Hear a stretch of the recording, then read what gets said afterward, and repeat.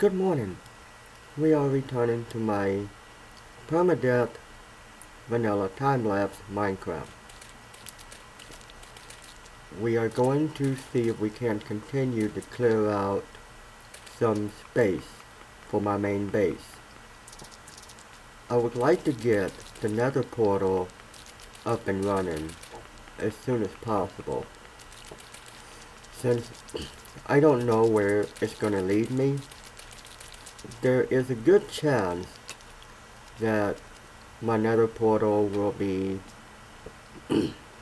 high in the air on some ridiculous island floating high above lava.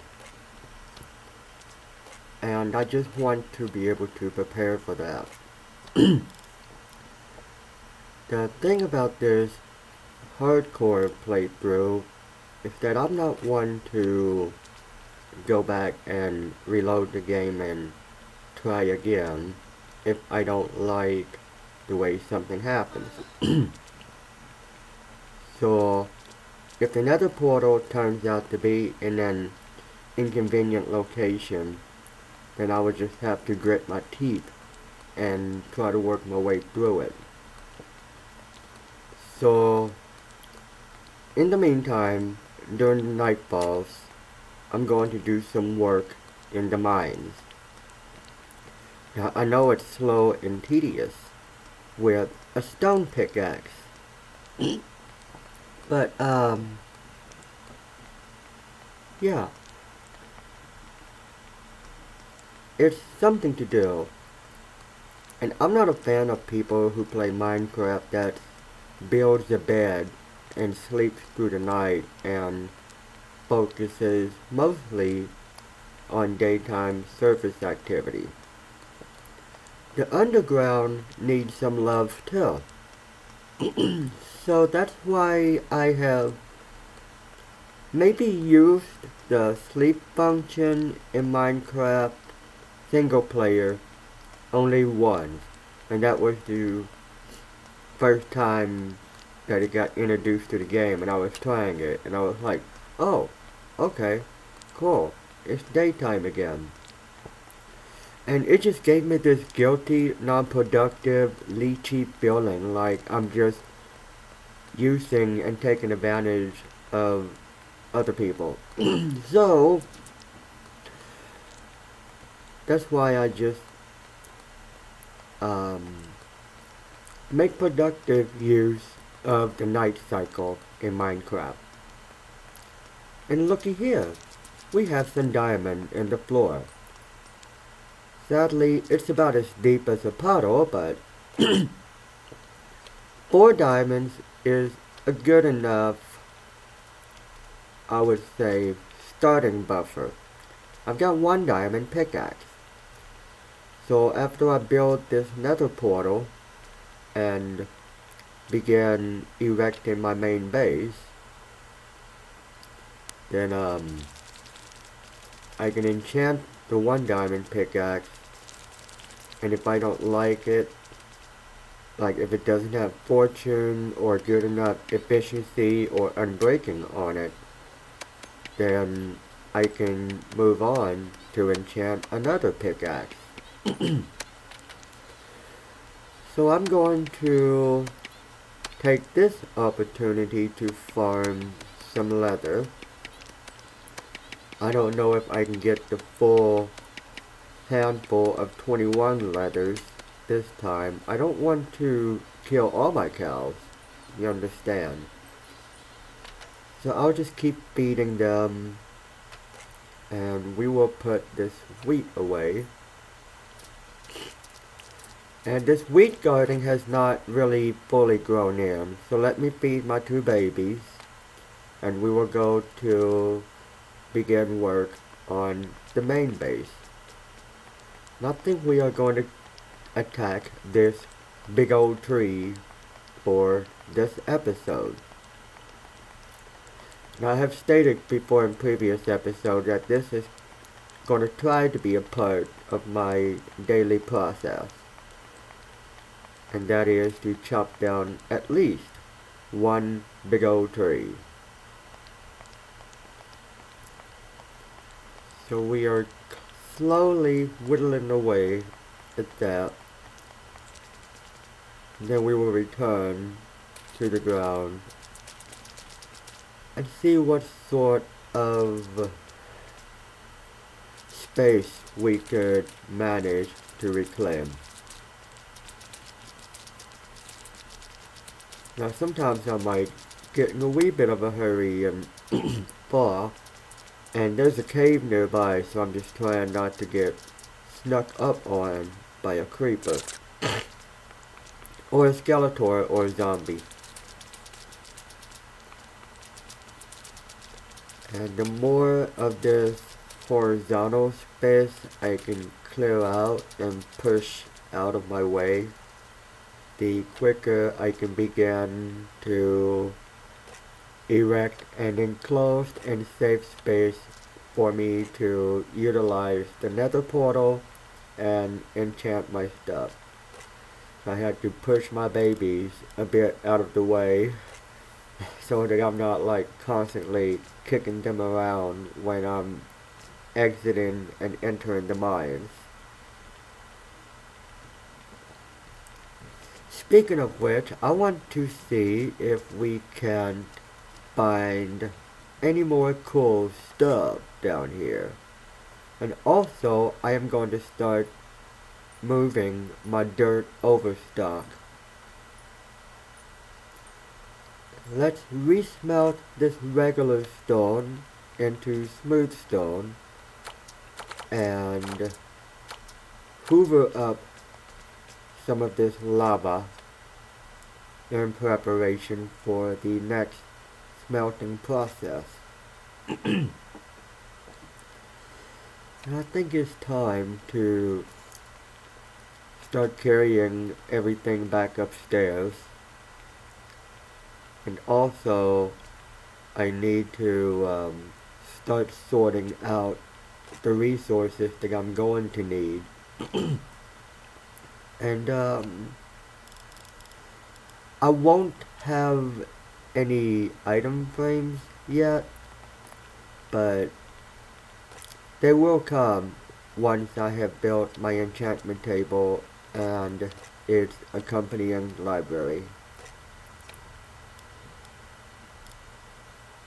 Alright, let's replenish my tools and do a bit of storage area expansion.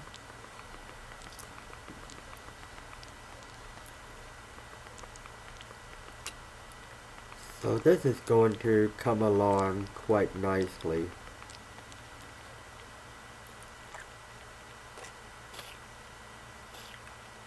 It may be boring and tedious now, but wait until I hit some obstacles like a gigantic pit or a ravine.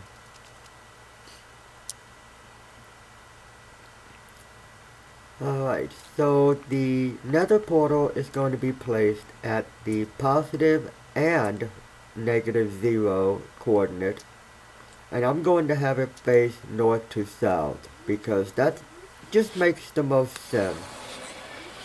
So once I have entered the nether, immediately there's a ghast trying to kick me out of the portal and deactivate it. I just barely survived by the seat of my britches. So, yeah, that's something we have to deal with when we go into the nether next time.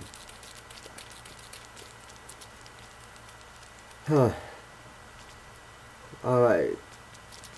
I'm going to try to hang out around here by the end of this episode, so that in the beginning of the next episode, the first thing we are going to do is to try to at least put down a few blocks of securement, the cobblestone blocks.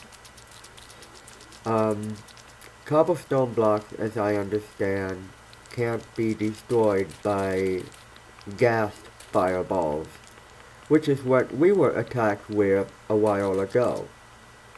Ghast are these big, floaty, white block monsters with the little squid tentacles hanging beneath them. and they shoot fireballs out of their mouths at you.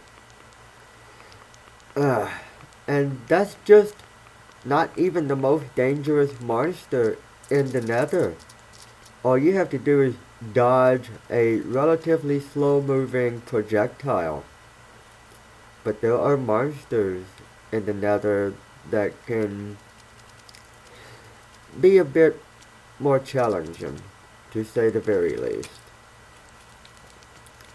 So that happened, and now we are going to do some more like terraforming,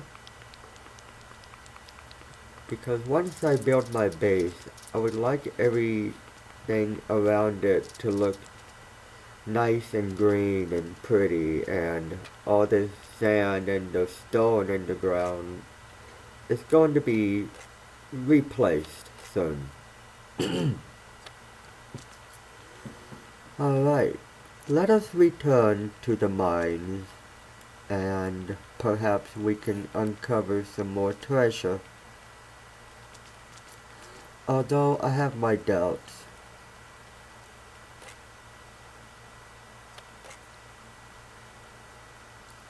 Let's consolidate all the tuff into one chest. And this shall be my junk drawer for anything that needs to be sorted or brought upstairs.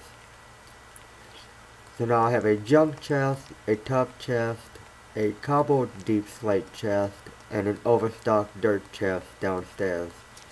And on the other side, we've got the regular cobblestone ready to be processed into regular stone, which I'm going to take half of it and reprocess it into smooth stone.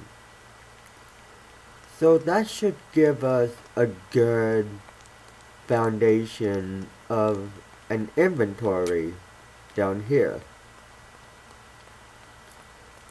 And I think it's safe to say that the stuff that I will keep down here is either not going to be used very much or limited to down here, like the tuff and the cobbled deep slate. So that means that I'm not going to store any extra cobblestone or smooth stone or regular stone down there. Once I get more than a few chests, it's going to be time to start moving them closer to the surface so that if I need to build with them, I can quickly access them. I don't think I'll have a rail line going to the mines anytime soon. We are still in the very early days of this empire.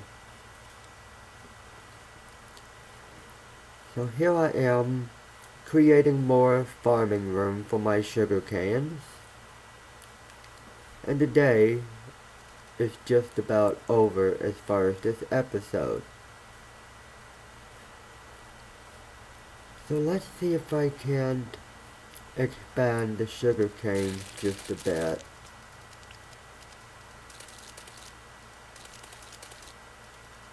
Probably add some more to my inventory. And then let's farm this row and feed some babies. Just a reminder, I'm gonna try not to slaughter them for the next episode until I let that garden grow in. Let's get rid of all this stuff. I got more sand I have to dump in preparation of continuing the land bridge plus sugarcane farm. Now the episode is almost over. We are at day 62 and we are going to return to the Nether really soon. But first, some terraforming. I love you guys and I will see you in the next episode. Have a good weekend and have a goodbye.